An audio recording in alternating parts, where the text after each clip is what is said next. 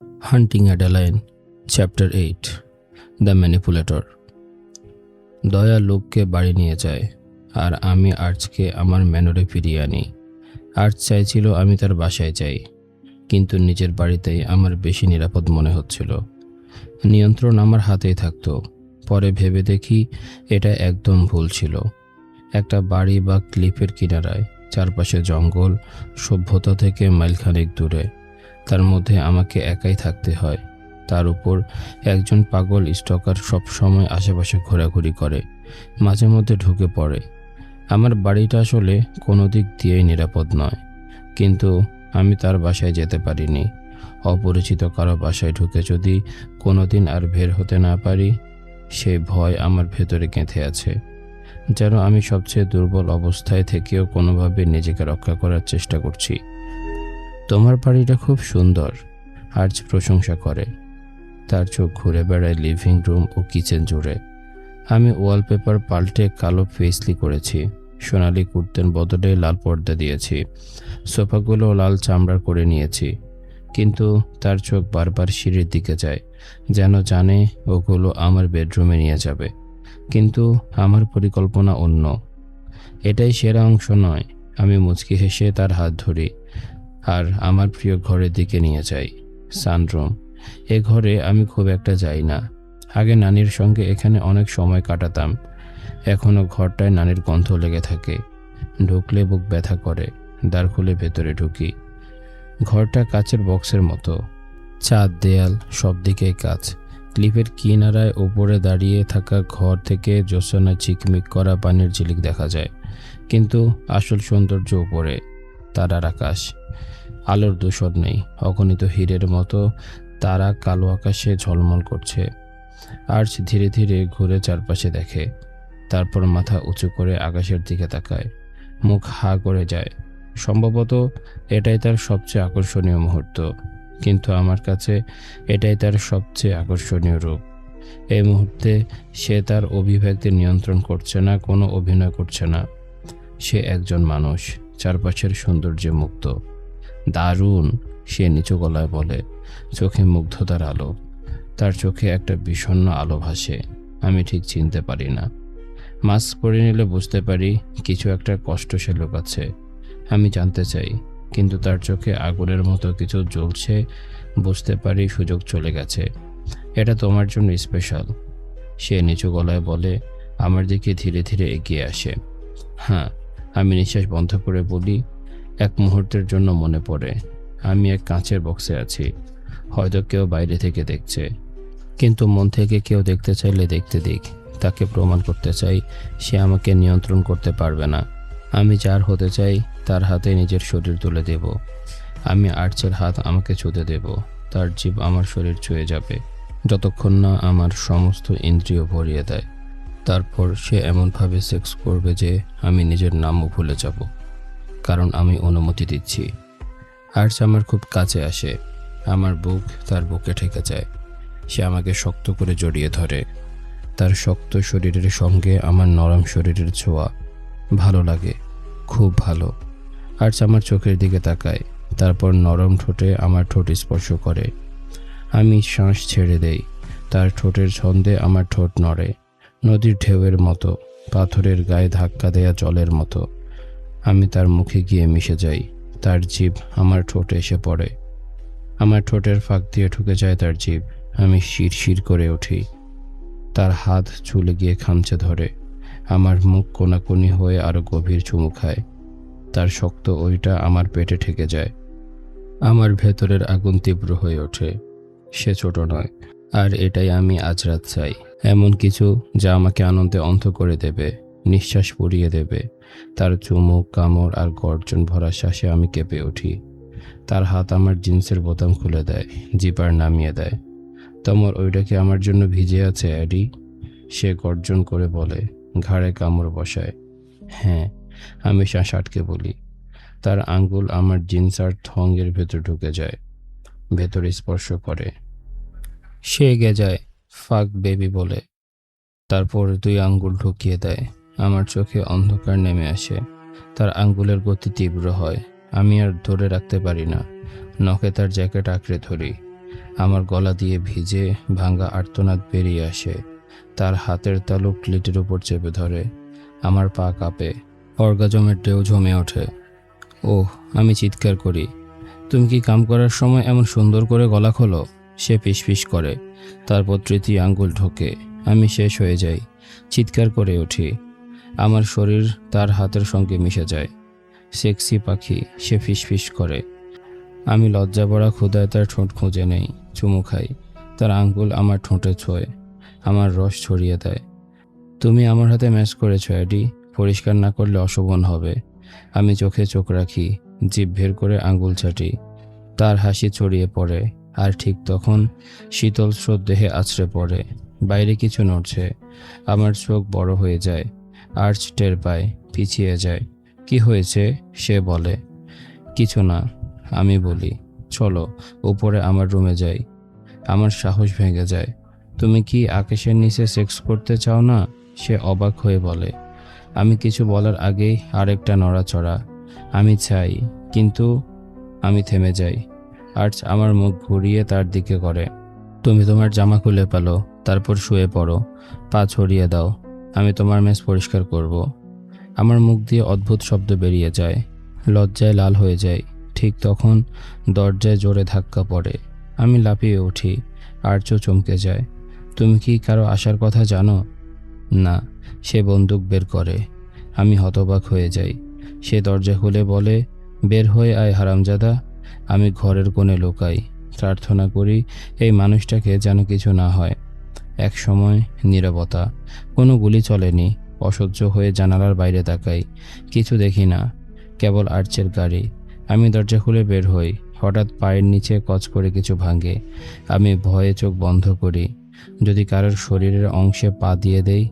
চোখ মেলে দেখি একটা গোলাপ, পাপড়িগুলো ভেজা, তাজা রক্ত টপটপ করে পড়ছে। আর্চ উধাও, শুধু রক্তে ভেজা গোলাপ পড়ে আছে। মোবাইল বের করি, পুলিশের নাম্বারে কল দিতে যাচ্ছি। হাত কাঁপছে। ঠিক তখন সেই পুরনো টেক্সট মেসেজ চোখে পড়ে, যা ক্লাবে থাকাকালীন আসছিল। আমি তখনও দেখিনি। অজানা। দোষী বোধ করো না বেবি। আমি ফাঁকা হুমকি দেই না। একে শিক্ষা মনে করে নিও। লাল আর নীল আলো পুরো দুনিয়াকে ঝলমলিয়ে দিচ্ছে। আলো ঝলসানো সেই রঙগুলো আমার বমি পেতে থাকে। পেটে অজানা ভয়ের শীতলতা জমে আছে। যখন পুলিশ আর কুকুরগুলো চারপাশে খুঁজে বেড়াচ্ছে। একজন পুলিশ রক্তমাখা গোলাপটা নিয়ে গেছে, তবু রক্তের দাগ থেকে গেছে আমার হাতে, শরীরের ওপরও, পাশাপাশি মনে। আমি আঙ্গুল ঘষে ঘষে শুকনো রক্তের গুঁড়ো খসে পড়তে দেখি, এক ফোঁটা জল গড়ায় চোখ থেকে। আমি তাড়াতাড়ি মুছে ফেলি। আমি একজন মানুষকে মেরে ফেলেছি। জানি এখানে এক বিপজ্জনক মানুষ লুকিয়ে আছে, তবুও আমি আর্চকে এখানে এনেছিলাম, এবং এখন সে নেই। ম্যাডাম, কিছু প্রশ্ন করতে হবে। শেরিফ ওয়াল্টার্স ধীরে ধীরে পায়ের দাপট দিয়ে আমার কাছে আসে। আমি এখন বারান্দার সিঁড়িতে বসে আছি। আমি তাকে ছোটবেলা থেকেই চিনি। তিনি মায়ের স্কুলের বন্ধু ছিলেন। মাঝে মধ্যে আমাদের বাসায় খেতেও আসতেন। তিনি সবসময় নরম স্বভাবের ছিলেন। বেশি কথা না বলে শুনতে ভালোবাসতেন। তিনি অনেক লম্বা, প্রায় 6 ফুট 7 ইঞ্চি। তাদের পরিবার বোধহয় দৈত্যদের বংশধর, কারণ তার বাবা ভাইরাও এতই বড় সড়ো। তার বাবা ছিলেন শেরিফ, তার বাবাও তাই। সম্ভবত তার কয়েকজন ভাইও পুলিশ। এক বিশালাকৃতি পুলিশ পরিবার। জগতে এটাই তো দরকার, তাই না? ওয়াল্টার্স গালে দাড়ির ছোঁয়া, চোখে অবসন্নতা আর সতর্কতা। আমি এর মধ্যেই অন্য এক অফিসারকে ঘটনা বলেছি, কিন্তু যখন বললাম একজন মানুষ নিখোঁজ আর আমাকে রক্তমাখা গোলাপ দেওয়া হয়েছে, তখন সে দ্রুত খুঁজতে শুরু করলো। যেহেতু চারপাশে ঘন জঙ্গল, সম্ভবত সেই পাগল আর্চকে পায়ে হেঁটে কোথাও নিয়ে গেছে। পরে গাড়িতে তোলে। আমি নাক মুখ মুছে মাথা নাড়াই। হ্যাঁ, ঠিক আছে। আজ রাতে যে লোকটি এখানে তোমার সাথে ছিল, তার নাম বলো। আর্চিবাল্ড তালাভেরা। আমি যন্ত্রের মতো বলি। আর্চ তার পুরো নাম বলায় একসময় মজা লেগেছিল, কিন্তু এখন কোনো কিছুই মজার মনে হচ্ছে না। শেরিফ কিছুক্ষণ চুপ থাকে। আমি তাকাই, দেখি তার মোটা কালো ভ্রু উপরে উঠে গেছে। তালাভেরা, তাই তো? মনে হয় লোকটা তোমার উপকারই করেছে। শেষ কথাগুলো ফিসফিস করে বলে। কি? আমি চিৎকারের মতো করে বলি, চোখ বিস্ফোরিত হয়ে যায়। শেরিফ ওয়াল্টার্স দীর্ঘশ্বাস ফেলে, ঘন চুলে হাত চালায়। যুবক বয়সে সে সম্ভবত আকর্ষণীয় ছিল। এখন তার চুলে রূপালি দাগ, চোখ ও ঠোঁটের চারপাশে ভাঁজ। বয়স আর ক্লান্তি স্পষ্ট। তালাভরারা অপরাধী পরিবার, সে জানায়। আমার চোখ বিস্ফোরিত হয়ে যায়। মনে হয় মা আমাকে মানুষ করার কাজে পুরোপুরি ব্যর্থ হয়েছেন। সাম্প্রতিক সময় আমার জীবন নির্বাচন ভয়াবহ। মনে হয় আমাকে মারার জন্য ঈশ্বর চেষ্টা করে যাচ্ছেন, আর আমি ভাবছি ছেড়ে দিই কিনা। কি ধরনের অপরাধী? শেরিফ ঠোঁট বাঁকায়। কি বলবে ভাবতে থাকে। প্রমাণ নেই, যথেষ্ট প্রমাণ কখনো মেলেনি, কিন্তু এরা কোকেনের ব্যবসা করে। বলা হয় অ্যাজ লেজেন্ড বলে যোগ করে, তারপর সাইড আই দিয়ে তাকায়। আর্চিবাল্ডের বিরুদ্ধে তার সাবেক স্ত্রী কয়েকবার ডোমেস্টিক ভায়োলেন্সের অভিযোগ এনেছিল। সে অবশ্য ঠিক পার পেয়ে গেছে, কিন্তু সে খুব হিংস্র মানুষ, এটা সবাই জানে। আমি মুখ ঢেকে ফেলি, চোখে হাত দেই। শেরিফ আমার পিঠে হাত বুলিয়ে দেয়, ভাবে আমি কাঁদছি, কিন্তু আমার চোখ শুকনো মরুভূমির মতো। আমি এতটাই রেগে আছি যে কাঁদতে পারছি না। রেগে আছি নিজের উপর, অচেনা এক লোককে বাসায় নিয়ে আসার মতো বোকামির জন্য। রেগে আছি যে লোকটাকে আমি মেরে ফেলেছি। একজন বিপজ্জনক পরিবারের সাথে যুক্ত মানুষ। তাদের পরিবার কি আমাকে মারতে আসবে? না, শেরিফ কড়া গলায় বলে। তাদের শত্রুর লিস্ট অনেক বড়। তারা কোনো র্যান্ডম মেয়ের পেছনে সময় নষ্ট করবে না। হয়তো তোমার ব্যাপারে খোঁজ নেবে, কিন্তু কিছু না পেলে তাদের শত্রু খুঁজে যাবে। আমি মাথা নাড়ি, খানিকটা শান্তি পাই। তবে যদি তারা গোলাপের কথা জানতে পারে? আমার বুকটা যেন গভীর কুয়োয় পাথর ফেলার মতো ডুবে যায়। আমি তাকাই তার দিকে, তার ইঙ্গিত বুঝে যাই। ওই গোলাপটা ব্যক্তিগত।